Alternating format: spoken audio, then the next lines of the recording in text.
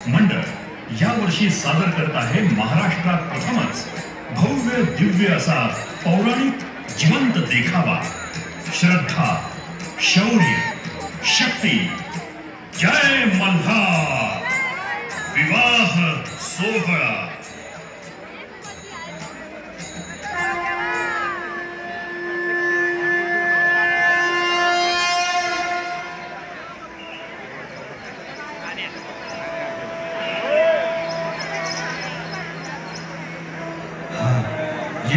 हळूहळू ये, बघ तिथं झाडाखाली सावली दिसतीये, चल तिथंच बसू। हा चला चला। खंडोबाराया दमले ग बाई। आपला भाकर तुकडा सोड, घास घास खाऊ आणि निघू पुढं।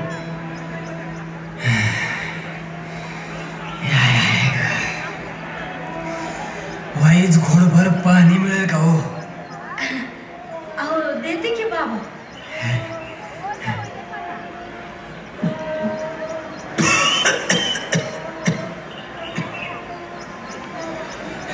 अहो बाबा, अहो हळूहळू प्या, या बसून प्या पाणी।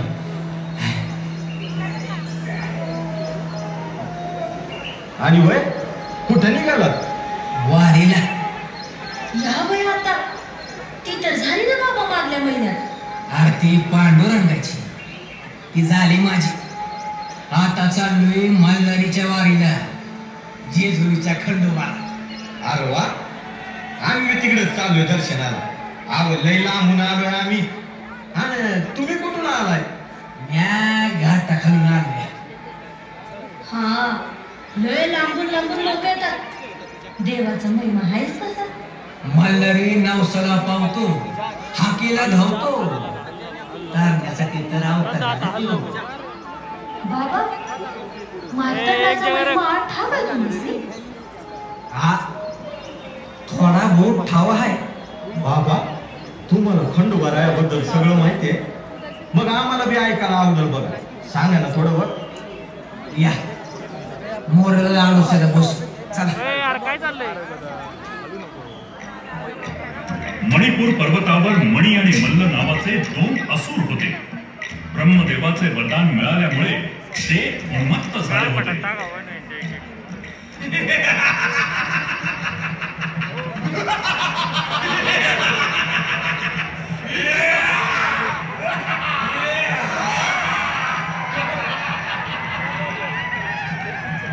उन्मत्त मणी आणि मल्ल दैत्यांनी आपल्या अत्याचारानं सर्वत्र हैदोस मांडला होता। त्यांचा विनाश करण्यासाठी अखेर भगवान शंकरांना मल्हारी मार्तंडाचा अवतार घ्यावा लागला।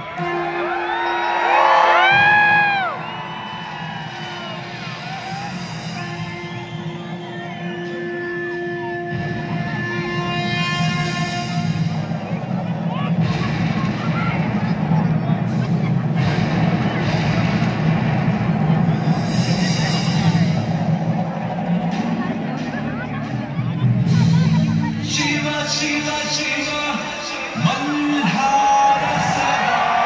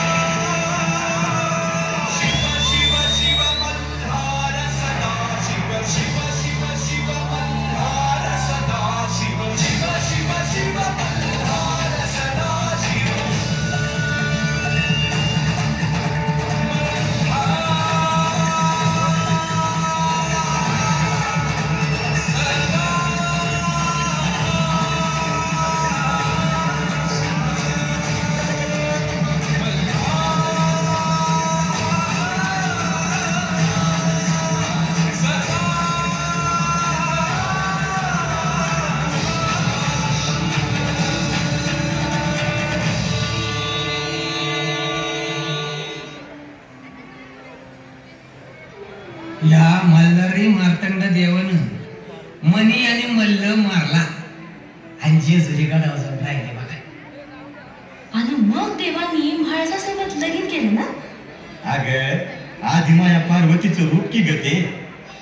खरंय बाबा. नेवासा इथं एक शिवभक्त होता, तिम्मा शेठ वाणी नावाचा. त्याची पोरगी म्हाळसा. पाली गावात मल्हारी मार्तंड सोबत म्हाळसाचा विवाह झाला. आणि मग देवानं दुसरं लगीन बानू धनगिरींसोबत केलं. त्याची काय कथा आहे सांगा की. सांगतो.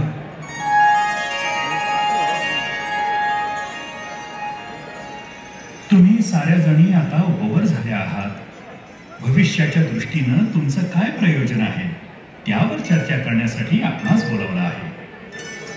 आपण आमचे जन्मदाते आहात पिताश्री. हो पिताश्री, आपणच आमचे भाग्य विधाते आहात. नाही, माझं भविष्य ठरवण्यास मी समर्थ आहे. जयाद्रीच्या उत्तरानं इंद्र क्रोधित झाला. त्यानं त्याच्या शक्तीचा वापर करून जयाद्रीला जंगलात सोडून दिलं.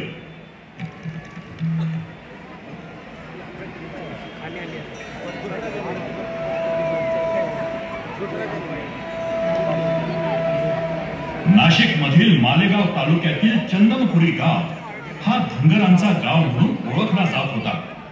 अनेक धनगर बांधव इथे गुण्या गोविंदानं राहत होते. त्यातील एक होता यमू धनगर.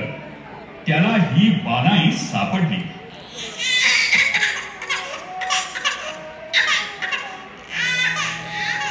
अरे महादेवा, कुणाचं लेकरू म्हणायचे? अरे हाय का कुणी?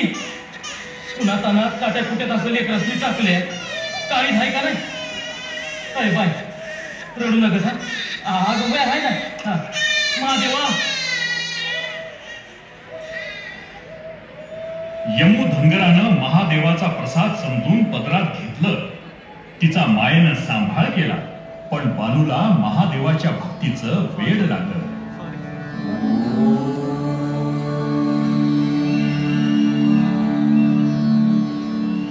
एकीकडे बानू महादेवाच्या पूजेत लीन होती, तर दुसरीकडे जेजुरी गडावर देव मल्हारी आणि म्हाळसाचा संसार सुखानं सुरू होता.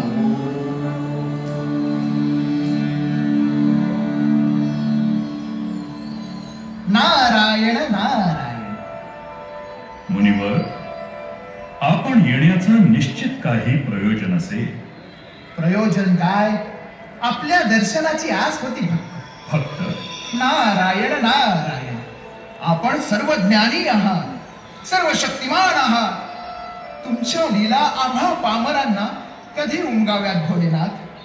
म्हणजे इकडे म्हाळसा देवी सोबत तुम्ही आहात म्हणून त्या निश्चिंत आहेत, आणि तिकडे तुमची एक भक्त तुमच्या विरहात झुरतीये बघा. नारायण नारायण. देवी पार्वतीनं हिला वचन दिलं होतं, कृतयुगात मल्हारी मार्तंड अवतारात ही आमची अर्धांगिनी असेल. तेच वचन पूर्णत्वास जावे हाच लोकीचा मानस आहे. नारायण नारायण.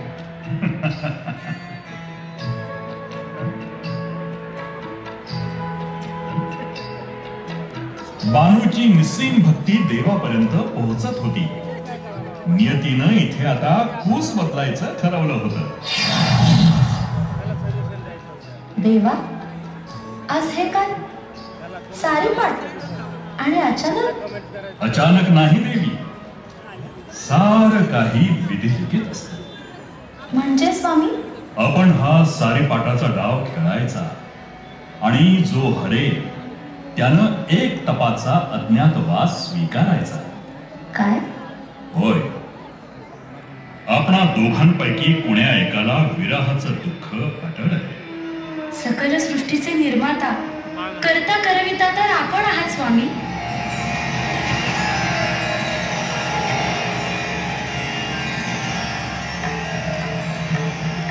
सारीपाटाच्या खेळात भगवान मल्हारी मार्तंड जाणून बुजून हरले.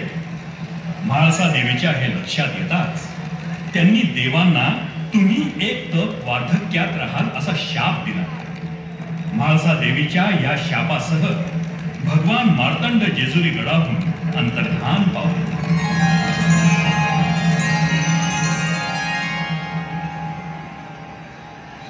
ओम नमः शिवाय. ओम नमः शिवाय. ओम नमः शिवाय. ओम नमः शिवाय.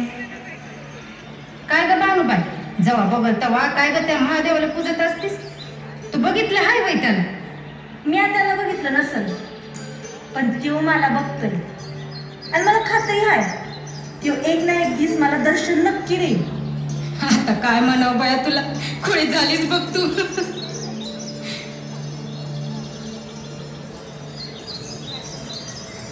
बानुबाई, बानुबाई, पाणी मिळेल का थोडं? तुला माझं नाव कसं ठाऊक रे बाबा?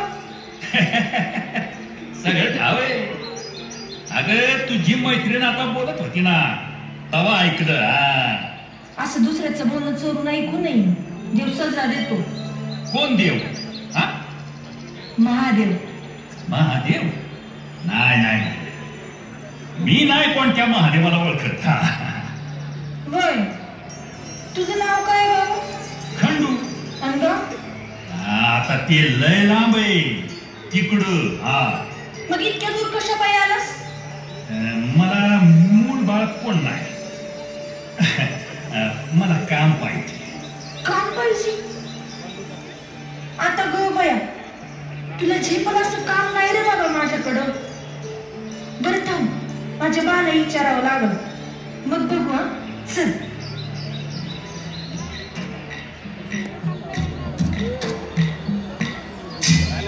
बाबा, खंडोबाची महिमा थोरच बघ. अरे तो साक्षात महादेवच की रे. खरं आहे बाबा, खंडोबा म्हणजे साक्षात महादेवच बघ. बाबा ते जाऊन दे, पण ते वाघ्या मुरळीचं नाव लय ऐकलंय का? तुला माहित आहे का रे त्यांच्याबद्दल काय? अरे बाबा, या देवाचं भक्त लई आहेत बघ. माझ्या मुरळी हे असे भक्त आहे की त्यांच्या तोंडून साक्षात खंडोबाच प्रकट होतोय बघ. काय त्यांचा गोंधळ, कुणी बी ऐकला की खंडोबा कळाला म्हणूनच समज. अगं चला चला चला, पिकी पिकी चला, देवाचा जागरण गोंधळाचा कार्यक्रम करायचा की नाही? मंडळी चला, गोंधळाला सुरुवात करू.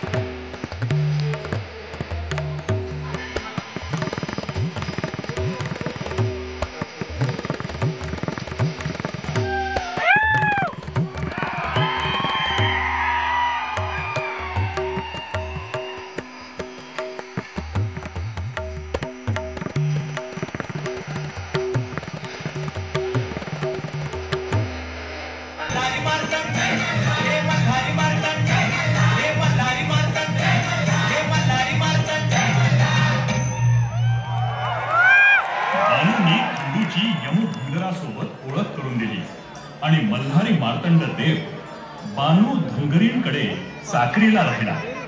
वर्षामागून वर्ष सरू लागली.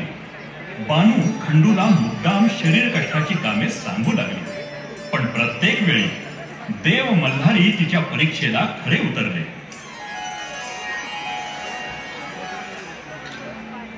देवा, महादेवाच्या या मार्तंड अवतारात त्यांना किती दिव्यातून जावं लागतंय.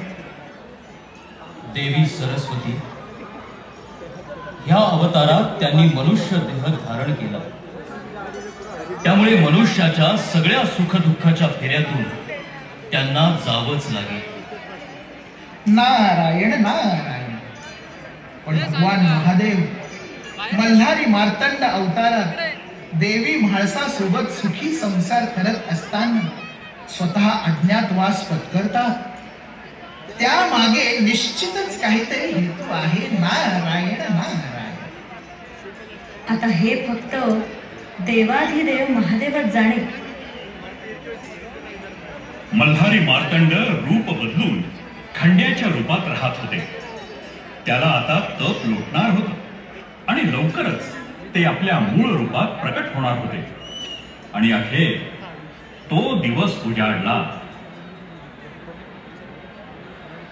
खंडू बाबा, अरे बानू धनगरणीच्या चाकरी चांगलाच रमलायस.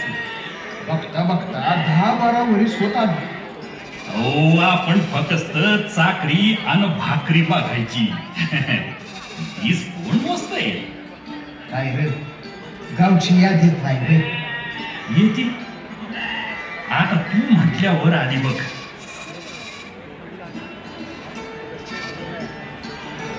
खंडू बाबा, खंडू बाबा, खंडू बाबा, अगं तो बघ इथे बसलाय. काय हाय का त्याला? इथं बसलाय वेंटा पाहणीत. पाड्यानं समनीकडे हुडकलं तुला. अहो काय आभाळ कोसळलं काय? वरडाया काय झालं? कसली राखणदारी करतो रे तू? कोणतं तरी जनावर येऊन माझ्या शेळ्या बकऱ्यांना मारून गेलं तरी मी तुझं ध्यान नाही. जनावरांना नाही, मॅच मारलं या तुझ्या शेळ्या बकऱ्यांना. काय?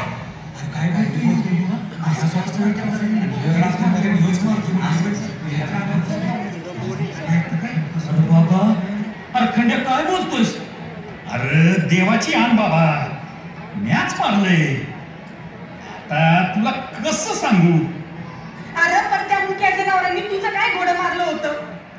तुला चाकरीला ठेवलं. माझ्या या हाताने तुला भाकर करून खाऊ घातली. त्याचं हे असं पाप फेडलंच होय तू. अरे कुठं फिरशी हे पाप? त्यांना मी लेकरासारखा जीव लावला होता रे, आणि तू त्यांना मारून टाकलंस.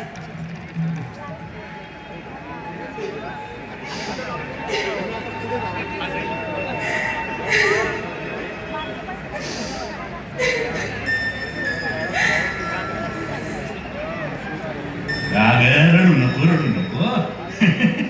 हे बघ, तुझ्या मेलेल्या समध्या शेळ्या वाकड्या परत जित्या होऊ शकतात. मनाला येईल ते बोलतोयस होय रे. कशा करशील जित्या? सांग ना, कशा करशील जित्या? अरे म्याच त्यांना जित्ता करू शकतो. पण बानूला माझ्या बरोबर लगीन करावं लागल. कसं काय? ए बाबा, अरे काय बोलतोयस तू? तुला ठाव आहे का? अरे एक खंडू, अरे तिच्या बाच्या वयाचा आहेस ना रे तू. अरे बाबा, तुझ्या जीवाला काय हाय? येव मेंढर जिथे हवी असतील तर लगीन करावं लागेल. बानू, तू बिनधास्त होय मग. अगं मला नाही वाटत खंड्या काय करू शकल. काय ठीक आहे, माझी मेंढर जिती झाली तर मी तुझ्या बरोबर लगीन करीन. समध्यांनी ऐका, नीट कान देऊन ऐका. तुमच्या मोर सबूत दिलाय पोरीनं. कान हाय आमसली, आम्हाला बी ऐकू येते. अरे ते सगळं सोड, तू आधी मेंढर तर जित्या कर. चला महादेवा, हे चेटूक हाय का भूतात ती ये बाबा हाय तरी कोण पानाई आता चमत्कार झाला ग सारी मेंढरं जिथं गेली खंडोबाबानं